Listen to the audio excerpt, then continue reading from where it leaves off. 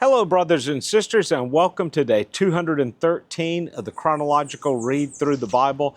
Today's commentary starts in 2 Kings chapter 23, and then I'm going to finish off looking at the book of Nahum. Not really a book of the Bible that you just go to for your normal daily devotional, but it brings a wonderful message, especially for the people of Judah. Well, not so much for the people of Nineveh. So, brothers and sisters, let's dive in here. You know, when we left off with yesterday, Josiah had just been given the books of the law, which had been discovered in the renovations of the temple. So here's these dusty scrolls. They're now dusted off. He, of course, had them read to him when he tore his garments and wept aloud to the Lord because he realized that they had not been following God's law. But now comes the reading before the people. And I touched on this just a little bit yesterday. I got just a little bit ahead of myself. But I want us to look at this passage today. So the king had all the people gather, and he's now standing on the steps of the temple between the columns, which, as I said, it's the column, one was named Boaz and the other Jehu, and he's standing at the column of the temple and has the words of the law read aloud to the people. At this point, he instructs the priest there to go into the temple and cleanse it, remove all of the false idols, all of the false gods, the altars that have been brought into the temple. Is it not amazing that after Hezekiah, who was such a godly king, that his son Manasseh would end up defiling the temple so bad, so evil and wicked, to the point of offering up even human sacrifices on the Temple Mount. It's grotesque. And we even have another statement here which is sometimes just looked over or glossed over. Partly some people don't want to deal with it. But in verse 7 of chapter 23 of 2 Kings, it says, he also broke down the house of the male cult prostitutes, which were in the house of the Lord. So probably they had cleared out one of the storerooms because much of the gold and silver and stuff had already been given away to the Assyrians. So they had turned it into a place, a brothel for the temple prostitutes, not the temple of God, but like what the heathen would have had. That's the level of grotesqueness and absurdity that things had risen to. And remember that Manasseh, who was Josiah's grandfather, that he had offered up one of his own children as a sacrifice. You know, that's something that happens even in this day and age. People will do things like that for fame, glory, money. That still happens. Well, they were doing it for the same reasons, really, that some do it today. Or today, sometimes they'll just do that for convenience sake.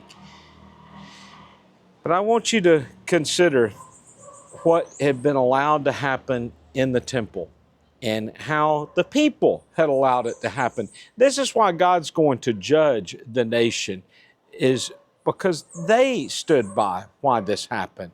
You know, there comes a point in the time that we have to stand up. We have to take a stand for what is right.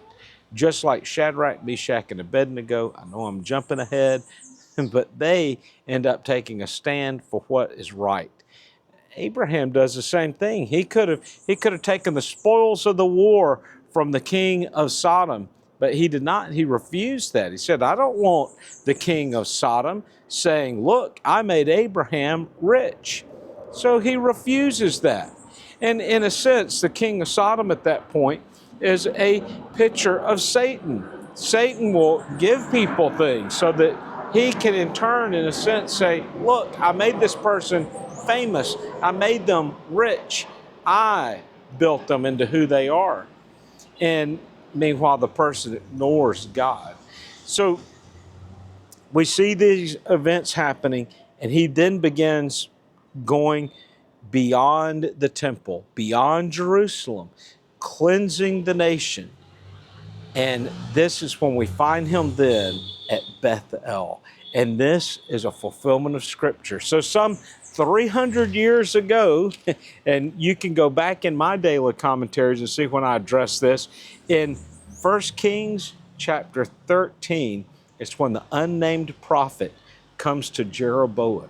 And the unnamed prophet tells him, it says, he cried against the altar by the word of the Lord. This is the altar where Jeroboam had erected a golden calf. He had 2 golden calves erected in the northern kingdom for the 10 tribes to worship at. One of the golden calves was in Dan, which is to the furthest point of the north of Israel. And then the next one was in Bethel. Imagine a place that really was originally a holy place, the place where Jacob had seen the ladder ascending and descending from heaven and the angels going up and down. And yet now here was this grotesque golden calf for the people to worship.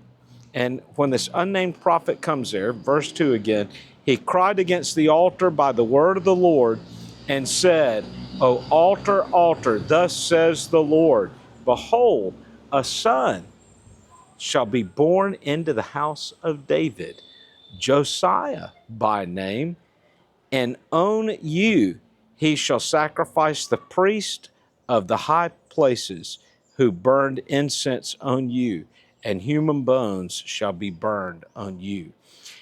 So the way he's going to desecrate their altar is to have the bones of their false prophets, the bones of the prophets of Baal, the bones of the prophets of Ashtoreth put upon this altar and then cremated again even. He will also ask about another grave nearby, and it is then told to Josiah, this is the grave of the prophet who spoke of your coming, that you would be born and you would destroy this altar and these sacred places to these demon gods or false gods. And he says, well, leave that grave or leave that tomb alone. So he respected that person. Again, this should be one of these points in history where you realize the power of God, where some 300 years before, the birth of Josiah would be mentioned, the actions of Josiah would be mentioned. It's wonderful. Well, let's look at Nahum just for a second here before ending off today. Nahum's a short book of the Bible, one that y'all might even hear the name Nahum and say, is that a book of the Bible? Because it's not one we just normally hear or think of. But Nahum's a short book, but it speaks of God's judgment against the Assyrians and primarily against the city of Nineveh. Why Nineveh? Well, it was their most fortified city. It had strong walls on it. It had strong gates of iron and wood. And I've shown before a picture of this. If you go back to our study of Jonah, I showed a picture of one of the city gates, which is today in the British Museum. They have the metal strips from the city gate of Nineveh, or one of the gates, and then they have a reconstructed gate with plates on it. And what's interesting about these steel plates is that they have a depiction of the various battles which were fought in Nineveh. I'm sorry I'm traveling today, so I can't just throw that picture into this video, or I would do that. But as I say, you can go back to when I talked about Jonah, and you can see that gate, and it's amazing. It's every time I've been at the British Museum, it's one of the things that I like to stop and gaze at, because the depictions of their battles has some very interesting machinery on it. You see a 4-wheeled cart that is almost like a tank. It's very interesting that it has like a cone coming off the front of it. You can either Google it, bring it up, or you can go back and see my previous video. So this is now speaking of the destruction or God's judgment of the fall of Nineveh. And that's how we have it laid out in these 3 chapters. First, it's speaking of how Nineveh is going to fall. Nineveh will be destroyed by a flood, and it basically is that these flood waters begin eroding the mighty wall of the city until the wall collapses. And some say that it was the Babylonians who had destroyed a dam which allowed more water than normal to flow through that area. We don't really know that for certain, but that's some of what history has to teach us or say. But the city was completely destroyed by first the flood, and then there was fires that broke out in the city, and fulfilling God's prophecy over this fall of Nineveh. A great city. The Assyrians were the mighty empire. They had wiped out the 10 tribes of Israel, of the northern kingdom. Again, God allowed this to happen because of their disobedience. They had tried to wipe out Judah, but God had struck down their army with one angel. And again, I think I pointed out at the time when the Messiah said that he could call down legions of angels to fight on his behalf. So if one angel could wipe out a nation's army that was attacking the city, how much more could a multitude of angels? What could their destruction do? So as the city falls, here is this really now good news for the nation of Judah, because the Assyrians were their greatest threat, at least in their perception. And nobody at that point still was fully realizing what the Babylonians were capable of doing. So this prophecy comes a few years, we don't know the exact number of years before the destruction of Nineveh and the downfall of Assyria, but it ends up being fulfilled to the letter. It was good news which arrived for the people of Judah because it gave them a sense of relief. But judgment was coming, and it would come at the hands of the Babylonians. I don't know why the Lord chose to use two different peoples for judging Israel, speaking first of the northern kingdom and now really Judah. I don't know why he didn't allow the Assyrians to be the ones to discipline Judah. But there were other plans apparently at work here, as we'll see, as we'll watch this unfold through the remainder of Jeremiah and see it unfold in the book of Daniel and in the book of Esther. We see how Nehemiah ends up coming in and rebuilding the walls. We see the temple rebuilt under Ezra.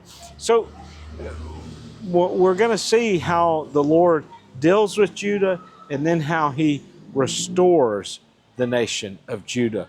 And at that point, it's really restoring the nation of Israel once again as a whole nation, because it won't be divided after that point. But it'll never have the same look that it had once that final destruction comes in the time of the Babylonians. It'll never have the same look as it did in the days of David or Solomon, especially during Solomon's time. Well, brothers and sisters, I hope your day's going well. Until tomorrow, God bless.